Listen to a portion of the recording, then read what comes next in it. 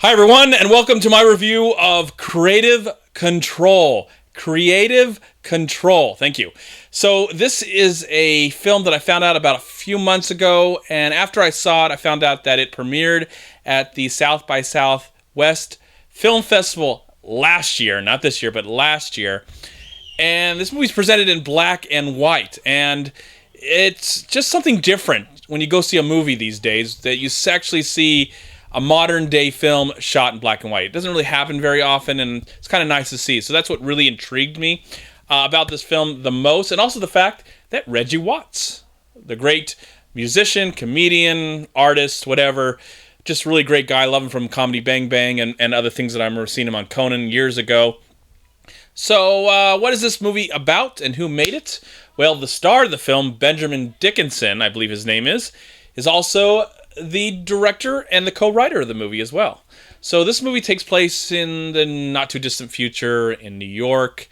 The main guy plays an ad executive. You know, he takes products and builds them up and helps the world see them. And these people that have invented this new kind of social media tool that you actually put on your glasses. You put these glasses on and you can control your environment, take phone calls, and all this stuff that you do with your smartphones. And in the movie, the smartphones are like, they're all like clear. They're like just like little pieces of plastic, like thin pieces of plastic. But, you know, the movie revolves around, he's got this girlfriend that he lives with, that he loves. He has some great friends that he works with. This photographer friend that he's good friends with, that he works with, he goes out with. And his photographer friend also has a girlfriend that is very attractive, and our main character is really friendly. Not too friendly, but it really likes this photographer's girlfriend. But when he gets this device and he's going through all these things, it really starts to invade his reality and the virtual world that he's created, especially this virtual relationship that he's created, is kind of becoming real to him. So it's hurting his real love interest. It's hurting his friendships. It's possibly just hurting him inside. And maybe, because Reggie Watts and how he's tied in this is he's kind of the celebrity, which they're going to try and use the product to push the product into the world. Like have a celebrity use it, and so the celebrity's using it, but we don't get to see that very much, which I wish we would have seen that more in the film. We actually get to see the main character go through this as he's wearing these glasses, and he's really, through these glasses, he's making a virtual relationship with this girl that is his friend's girl that he really likes.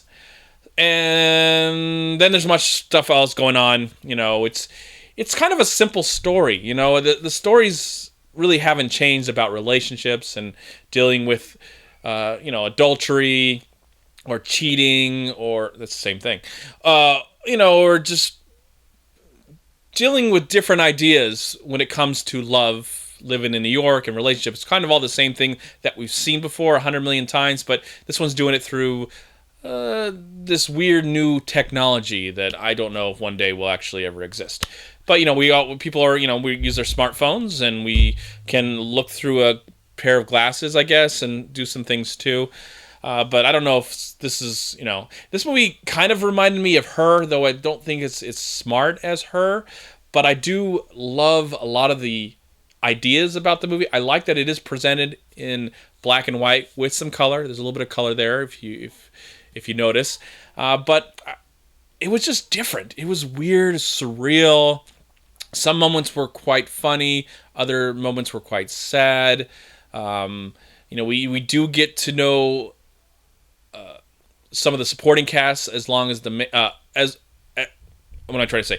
We get to know the supporting cast just like we get, no, not as much, but we get to know the supporting cast as well. So I appreciate that a little bit. We get to know some of the side characters, but the main focus is the main guy who's going through all of this, and his reality is mixing with his virtual reality, and he doesn't know which one that he fully believes and which one he'll fully go with. I think, and I believe, that this filmmaker is in love with Woody Allen, because it did feel like a Woody Allen movie at times, and Stanley Kubrick. The way that he uses music, some music was written for the film, but a lot of it is, classical music that I love. A lot of music that I recognize that were used in Kubrick movies. I believe in Clockwork Orange, I think, and Barry Lyndon, and maybe some others. And then there was one scene in the film I'm not going to point out, but I was like, that is clearly from a Kubrick movie right there. This filmmaker is... when I saw that, I was like, this filmmaker is really inspired by these two great filmmakers from the past. And, of course, one is living and one is passed on. So I admire that, especially as a fan of filmmaking. Don't come in. Don't come in. Don't come in. I'm almost done. So anyways, I can't say that I love this film. I can't say that this movie changed my life in any way, but it gave me a lot to think about after I was done with it, especially how the movie ends, which I really appreciated. I was really interested in the technology that this movie has, and you know, even though it takes a story that we've seen a lot and we'll see again, especially thanks to Woody Allen, because Woody Allen loves to tell movies about New York and love and relationships. So we've seen that before, but of course now they're using a different kind of way of showing that. I do appreciate that it is in black and white. It's something, again, different to see in modern day, romance, drama, comedy movies nowadays. Don't rarely see movies like this, especially indie films. And I'm really interested to see where this director goes. I would like to see more of his movies. I think he has directed some features and some shorts, which I'd be willing to check out. But I'd like to see where this guy goes from here, because I liked the camera work in the movie. I liked the technology that we used, the special effects, the cool special effects. Some of the ideas about love and relationships. The cast was really good, too. Very attractive cast. Very likable cast. And, of course, I really enjoyed the use of music in this movie. It was probably the highlight of the movie was the use of music and images. Really a movie worth checking out, at least. I don't know how. It is an Amazon Studios.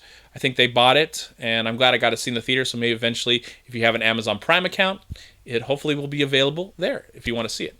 So I thought it was a good, solid movie, something unique, something all its own at the same time. You know, it does use a lot of stuff that we have seen before, but that's okay. And for that, I am going to give Creative Control, which I wish had more Reggie Watts in it. That's one thing I have to say. I wish it had more Reggie Watts. I'm going to give it a solid 3 stars out of 4. Thank you so much for watching. Please like, comment, and share this video. And also, please check out these amazing movie websites.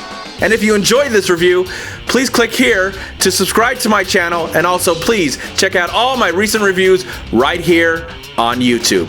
Have a great day, live film, find peace, happiness, and harmony in anything and everything you do, and I'll talk to you at my next movie review.